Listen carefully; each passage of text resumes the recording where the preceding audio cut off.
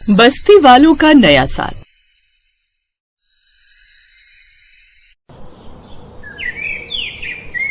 दिल्ली शहर की सर्द दिसंबर की आखिरी रात थी। शहर की ऊंची ऊंची महंगी इमारतें लाइटों से जगमगा रही थी। मॉल, होटल, क्लब, सब जगह नए साल की पार्टी की तैयारियां जोरों पर थी।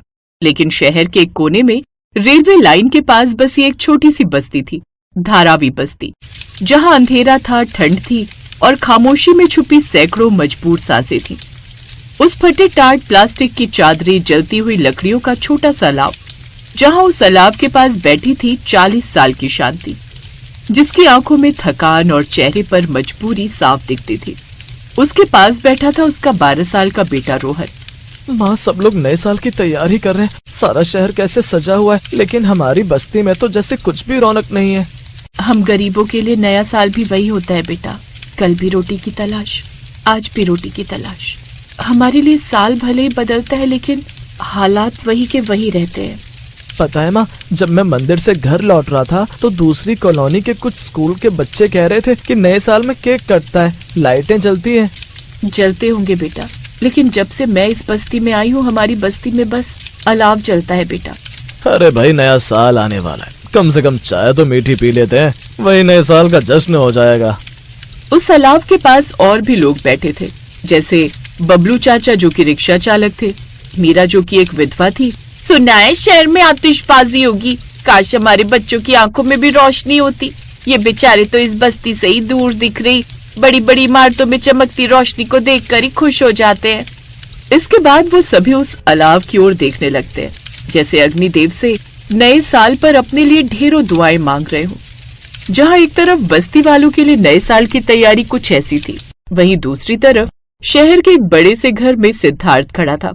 हाँ भाई, इस बार नया साल दुबई में मनाने का प्लान था, पर सच कहूं यार, मन नहीं लग रहा, मन अजीब सा बेचैन था। उसके सामने खिड़की से शहर दिख रहा था, लेकिन उसके चेहरे पर एक अजीब सी बेचैनी थी। सब कुछ है मेरे पास, ऊपर वाले की दया से किसी भी चीज की कमी नहीं है, लेकिन फिर भी खालीपन क्यों है मन में। सिद्धार्थ ने अपने नौकर से कहा, रामू, ड्राइवर को बोलो गाड़ी निकाले। लेकिन मालिक, रात के 11:30 बज रहे हैं इस वक्त, आप जितना कहे उतना करो। जी मालिक। सूरज साहब ने जो पार्टी होस्ट की है उस तरफ जाना है ना सर? नहीं मनोज, आज पार्टी नहीं देखनी, बल्कि आज शहर देखना है। अब ड्राइवर गाड़ी लेकर निकल पड़ा। सारा शहर रोशनी से जगमगा रहा था। सभी नए साल के जश्न की तैयारी में लगे हुए थे। कोई गिफ्ट्स लेकर किसी के घर जा रहा था, तो कोई केक लेकर चला जा रहा था। ऐसे ही गाड़ी आगे बढ़ती जा रही थी। कुछ देर बाद फिर गाड़ी धीरे धीरे बस्ती के पास पहुंची, जहां सिद्धार्थ ने देखा कि एक बस्ती के पास कुछ लोग अलाव जलाकर, फटे कपड़े पहने, साथ ही ठंड से कांपते बच्चे बैठे हुए थे, जिन्होंने कपड़ों के नाम पर पतले कपड़े पहने हुए थे और किसी तरह ठंड से बचने के लिए उस अलाव के पास बैठे हुए थे। उनको देख सिद्धार्थ का दिल कांप उठा। ड्राइवर, गाड़ी रोको। साहब, यहाँ। I said stop the car. फिर सिद्धार्थ गाड़ी से उतरा। सूट बूट में बड़ी सी कार से उतरते हुए उसे देख रोहन ने डरते डरते पूछा, माँ, ये अमीर अंकल कौन है? उसे देखकर शीतल घबरा गई। कहीं ये कोई बड़ा अधिकारी तो नहीं जो हमसे ये जमीन खाली करवाने को कहने आया है? नहीं नहीं, ऐसा हुआ तो हम इतनी ठंड में बच्चों को लेकर कहाँ जाएंगे? ठंड किसी की औकात नहीं देखती, वो तो बस अपना शिकार ढूंढती है। वैसे आप सब नया साल नहीं मना रहे, यहाँ क्या कर रहे हैं? हम गरीबों का क्या नया और क्या पुराना साल साहिब। ए बबलू, जा जल्दी जा और साहब के लिए कुर्सी ले आ। लेकिन कुर्सी तो टूट गई मीरा, वो कल मोटी विमला काकी उस पर बैठ गई थी। तभी विमला काकी ने अपनी चप्पल बबलू की ओर फेंकते हुए कहा, कमबख्त, तेरे बाप के पैसों का नहीं खाती, सरकार से जो थोड़ा सा राशन मिलता है वो ही खाती हूँ, कमबख्त। हाँ। ये सुनकर सभी हंसने लगे। कमाल है, ऐसे तो विमला काकी को कुछ सुनाई नहीं देता, लेकिन ये बात अच्छे से सुनाई दे गई। आप सब परेशान मत होइए, मैं यही ठीक हूँ। तभी सिद्धार्थ ने किसी को फोन किया। जल्दी से 100 गर्म कंबल, अलग अलग तरह के पकवान, केक और कॉफी स्नैक्स का इंतजाम करो, और धारावी बस्ती ले आओ। ये सुनकर सभी बस्ती वाले हैरान रह गए। हे भगवान, आज तूने हम गरीबों पर भी नजर डाली, तेरा लाख लाख शुक्रिया। कुछ देर बाद वहाँ एक बड़ा ट्रक आया, जिसमें सिद्धार्थ का मैनेजर था। वो सारा सामान साथ लेकर आया था। उसने एक एक कर सभी कंबल उस बस्ती के लोगों को बांटे। वो तो उन सबके लिए जैसे नए साल की पार्टी हो गई थी। फिर रात को घड़ी में 12 बजने वाले थे। सिद्धार्थ ने केक निकाला। रोहन, यहाँ आओ, केक नहीं काटोगे? अरे वाह, पहली बार अपने मोहल्ले में भी केक कटेगा। बड़े साहब, आप भी नया साल हम सबके साथ मना रहे हैं। आज नया साल इस बस्ती के साथ। साहब, आज तो हमारी बस्ती भी वीआईपी बन गई। ये सुनकर सब हंस पड़े। साहब, आज तुमने हमें सिर्फ चीजें नहीं दी बल्कि इज्जत दी है। ये सुनकर सिद्धार्थ की आंखें भर आईं। घड़ी में 12:20 हो चुके थे। केक भी खत्म हो चुका था, चाय भी खत्म हो चुकी थी, लेकिन बस्ती वालों के दिल अब भी गर्म थे। तभी अचानक एक पुलिस जीप तेज आवाज के साथ बस्ती के बाहर आकर रुकी। ये क्या हो रहा है यहाँ? एक कड़क आवाज गूंजी। बस्ती के लोग डर गए। माँ, कहीं ये सब सपना तो नहीं था? पुलिस इंस्पेक्टर आगे आया। मिस्टर सिद्धार्थ मल्होत्रा, शहर के जाने माने बिल्डर, आप यहाँ क्या कर रहे हैं? ये बात सुनकर बस्ती वाले हैरान रह गए। मल्होत्रा, इतना बड़ा नाम जिससे शहर में हर कोई वाकिफ था। शीतल ने घबरा कर पूछा, इंस्पेक्टर साहब, आप इस वक्त यहाँ, हमसे कोई गलती हो गई है क्या? गलती आज से 23 साल पहले हुई थी। 23 साल पहले इसी बस्ती में एक गरीब औरत रहती थी जिसका नाम था पायल। इतने सालों बाद ये नाम सुनकर शीतल का दिल धक से रह गया। पायल, वो मेरी बहन थी। उसकी मौत सर्दी में हो गई थी और सरकारी फाइल में लिखा गया था गरीबी। ठंड में गरीबी के कारण उनकी मौत हो गई थी। इसके बाद सिद्धार्थ ने कहा, लेकिन उसका बेटा उस रात जिंदा बच गया था, और वो बच्चा और कोई नहीं बल्कि मैं ही हूं जो उस रात ठंड से कांप रहा था। मेरी माँ ने अपनी आखिरी शॉल मुझे दे दी थी ताकि मैं ठंड से बच सकूं।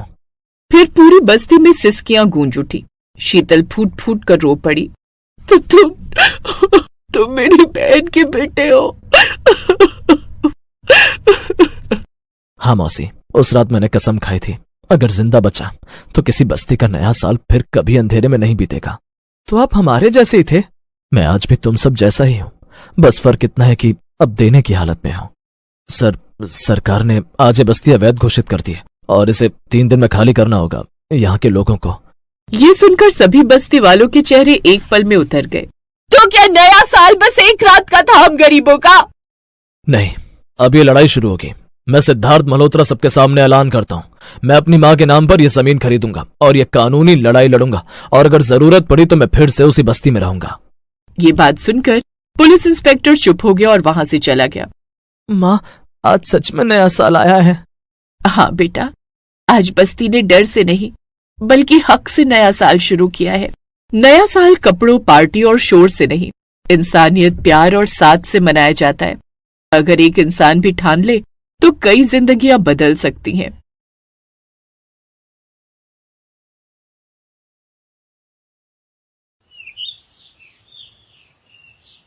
सुखिया ट्रेनों में चने बेचता था। ए चना खा लो, चना, ये खट्टा मीठा चना है साहब। चना खाओगे क्या?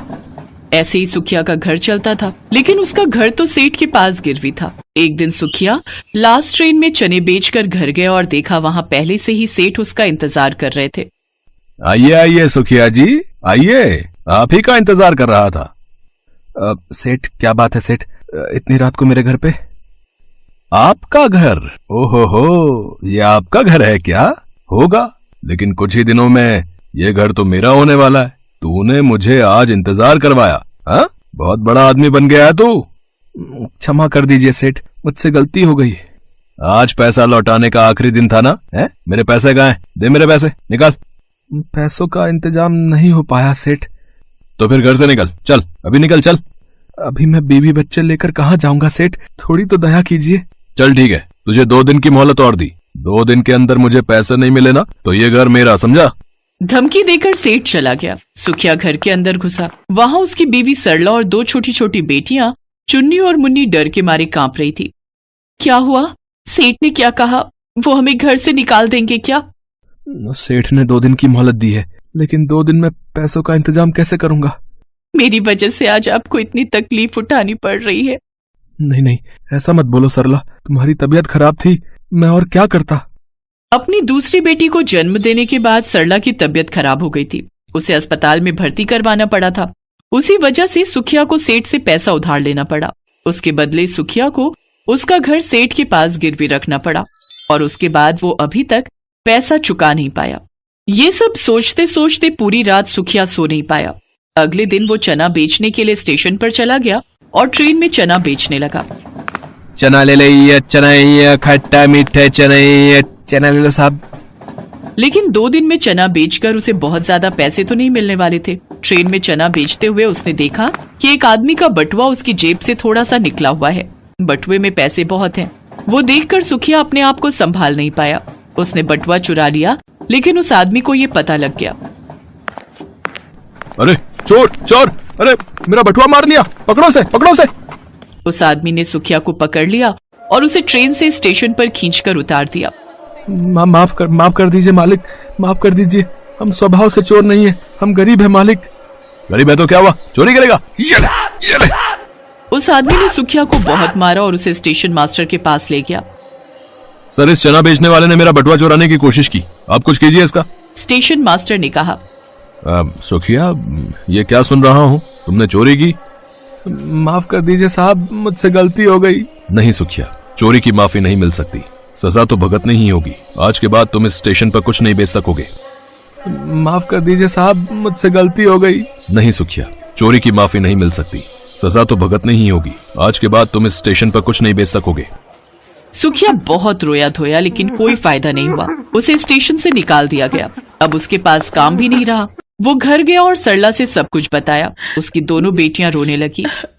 पापा, क्या अब हम इस घर में नहीं रह पाएंगे? क्या हमें भीख मांगनी होगी? रो मत बेटी, माफ कर दे मुझे, मैं बाप होकर भी कुछ नहीं कर पाया। अपनी दोनों बेटियों को सुलाकर सुखिया और सरला सिसक कर रोने लगे। अगले दिन सुबह सुबह सेठ अपने लोगों को लेकर चले आए और सुखिया को परिवार समेत घर से बाहर निकाल दिया। बहुत हो गया रे, अब और इंतजार नहीं कर सकता मैं, चल निकल जा यहाँ से। हम मर जाएंगे सेठ, हम मर जाएंगे। हाँ तो मर जा, किसने मना किया है? वैसे भी धरती पर बोझ हो तुम लोग। सुखिया अपनी बीवी और बच्चियों को लेकर वहां से चला गया। बाबा, अब हम कहाँ रहेंगे? चल बेटी, देखते हैं। बाबा, हमें घर तो मिल जाएगा ना? घर मिलना तो मुश्किल है बेटी, लेकिन रहने की जगह तो मिल ही जाएगी। सुखिया उन्हें लेकर स्टेशन के पास ही आ गया। स्टेशन से थोड़ी ही दूर पटरी पर एक पुरानी ट्रेन की कुछ बोगियां खड़ी थी। सुखिया ने वो देखा और कहा, चल बेटी, चलो सरला, उस ट्रेन के पास चलते हैं। लेकिन ट्रेन के अंदर घुसेंगे कैसे? दरवाजे तो बंद है। ट्रेन के अंदर नहीं, ट्रेन के नीचे रहेंगे हम।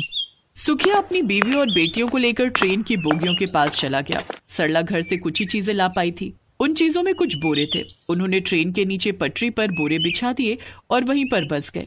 चलो अच्छा है, बारिश वारिश होगी तो हम भीगेंगे नहीं। बेबस इंसान थोड़ी सी उम्मीद में ही जीता है, लेकिन सुखिया के पास तो कोई उम्मीद ही नहीं थी। फिर भी रहने की जगह तो मिल गई, लेकिन वो अपने परिवार को क्या खिलाता? ट्रेन के नीचे पटरी पर जगह तो मिल गई, लेकिन मैं स्टेशन पर और चने नहीं बेच सकता। स्टेशन पर जाने से ही मुझे मना कर दिया है। कोई बात नहीं जी, मैं दोनों बेटियों को लेकर भीख मांगूंगी। उसी से कैसे भी करके पेट तो चल जाएगा। हाँ बाबा, हम भीख मांग लेंगे, भीख मांगकर पैसों का जुगाड़ कर लेंगे। सरला अपनी दोनों बेटियों को लेकर सच में स्टेशन पर भीख मांगने लगी और सुखिया इधर उधर कुछ काम पाने की कोशिश करने लगा। ऐसे ही ट्रेन के नीचे उनका दिन बीतने लगा, लेकिन सुखिया को कहीं पर भी काम नहीं मिला। हर जगह ये रट गया था कि सुखिया बटुआ चोर है, इसीलिए कोई भी सुखिया पर भरोसा नहीं करना चाहता था।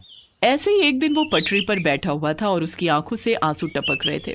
उधर उसकी बीवी और बेटियां भीख मांग रही थी। तभी स्टेशन पर सेठ अपनी माँ को लेकर आया और सरला को भीख मांगते हुए देखकर कहा, अच्छा हुआ तुम लोग इसी के लायक हो, ये लो 2 रुपए।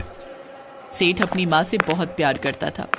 सेठ की माँ बीमार थी, इसीलिए सेठ उन्हें लेकर शहर के अस्पताल में जा रहे थे।